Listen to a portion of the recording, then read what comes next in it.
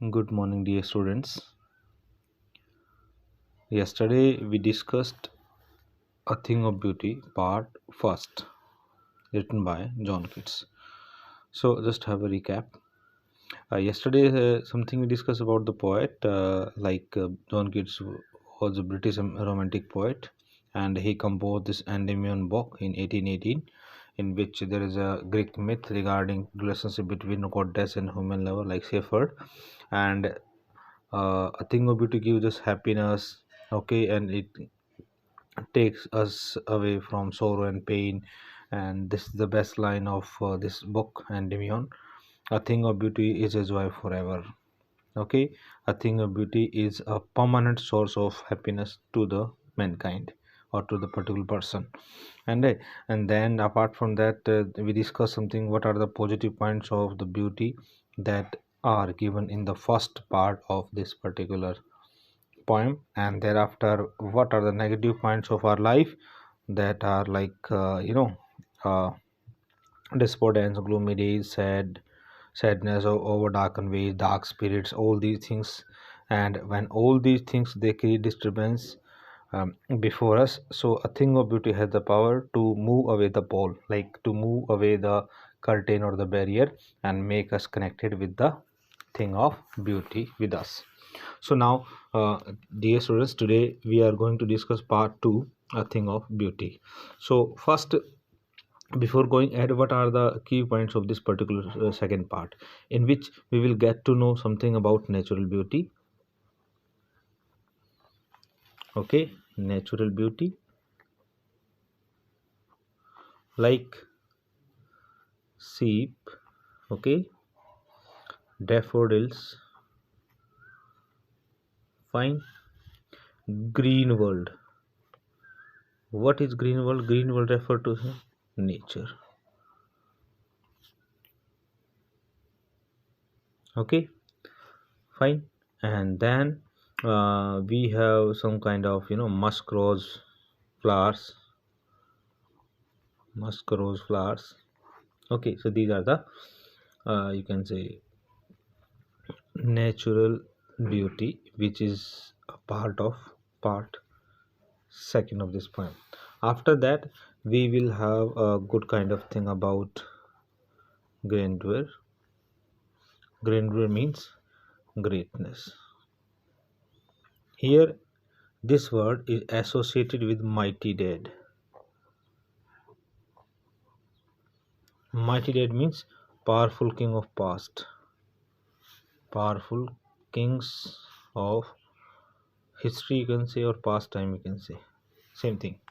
Okay, grandeur means greatness. We will have a discussion about the powerful king of history, whose thing of beauty was what? Whose thing of beauty was death.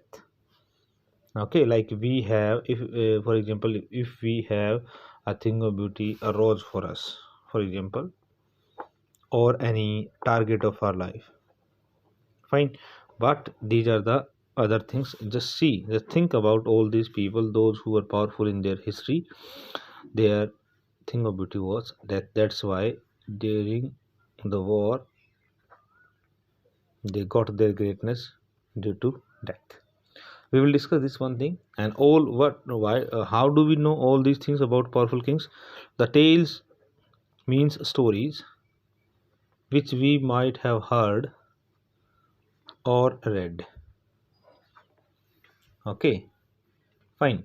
So this is the thing in this one, and last two lines of this poem are so important, in which one thing is being told: immortal drink. Immortal drink means what, dear students? Immortal drink means nectar. Nectar, in Hindi we can call it amrit. Okay, so nectar comes to our brain whenever we think about thing of beauty. And from where this nectar comes? It comes from heaven, heaven's brink. See, this particular thing has a great power, as we discussed already, and it makes us fresh every time. Okay, endless fountain. See, this immortal drink is endless. Okay, and it comes from heaven, so it has divine power, which makes our mind powerful, fresh, strong, and stable, and cool also. So these things are related to the second world, which is heaven, and we are part of hell.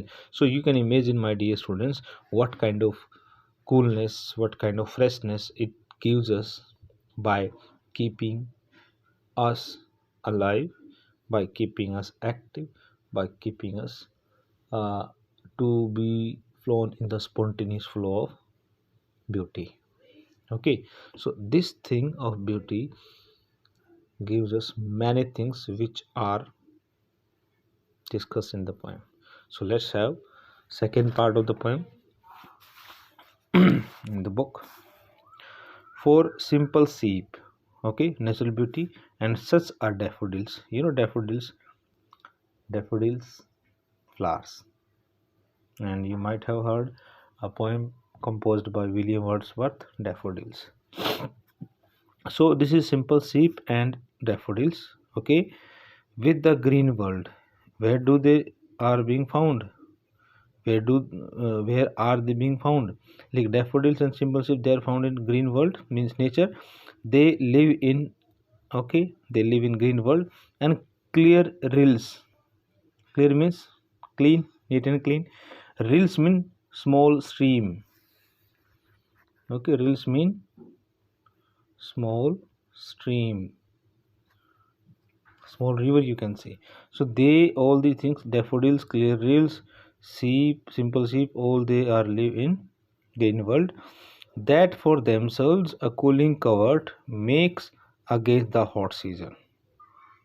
What kind of coolness they provide in the hot season? See, the coolness of water, the coolness of the beauty of daffodils is being discussed in the green world, and where when they give us coolness in hot season, against the hot season. Against means against the hot season they give us coolness. Okay, so this is tell the daffodils blooms among the green world surrounding. The rills means the small river or small stream of clear water makes a cooling shelter for themselves against the hot season. For themselves against the hot season. Okay, then the mid forest break. Mid means middle forest. Okay, natural beauty. Break, a short break, rich with a sprinkling of fair musk rose blooms. Fair musk rose blooms.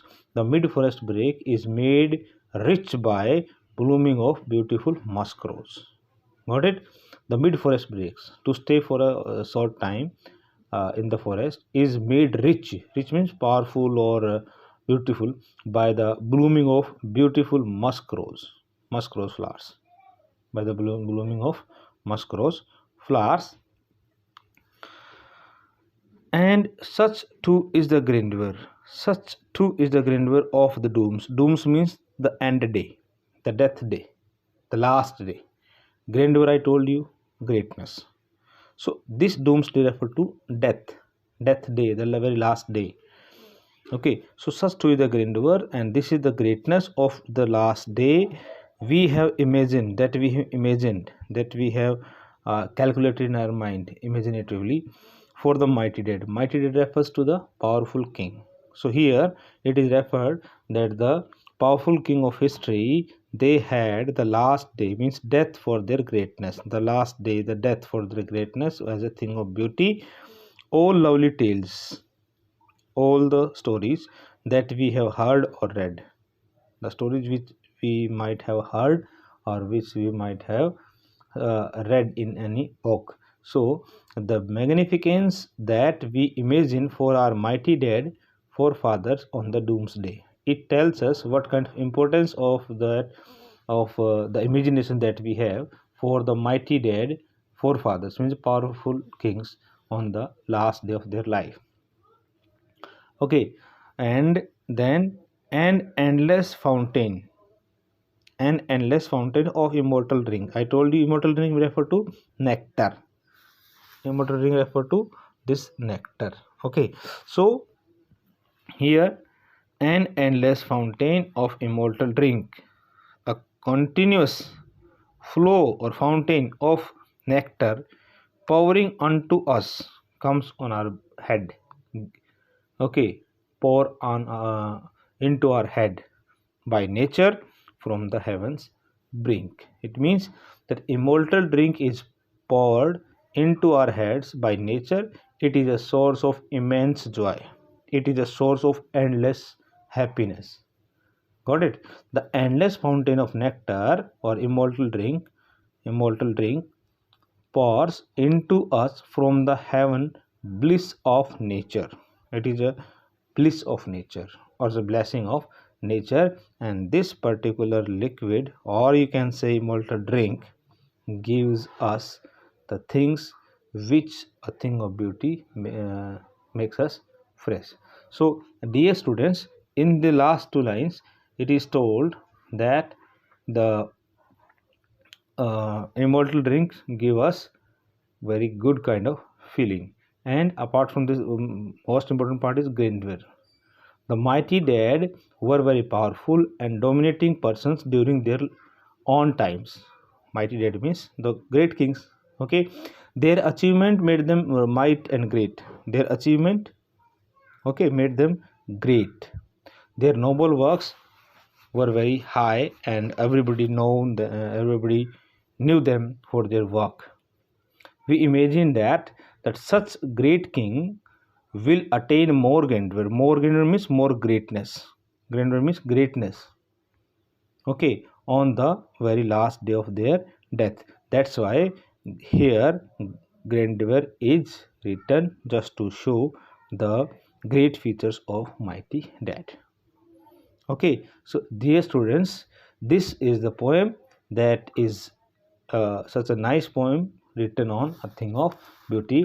Lastly, I would like to say a few lines, means two or three lines, that gives us a great thing. Like here, the poet John Keats uses a very beautiful image, that is a thing of beauty. Okay, to tell us that the endless fountain, again I'm just focusing over there, that endless fountain of immortal drink. Okay, and it gives us constant happiness to our hearts that comes from heaven. So the beautiful bounty of earth is called an endless fountain of immortal drink. That's why the beauty of nature has been called an endless fountain of immortal drink. Immortal drink means nectar. Okay, dear students. So this was the last and the final part of a thing of beauty. In next part, we will discuss the questions as well as the poetic devices of this particular poem. Till then, take care. Goodbye.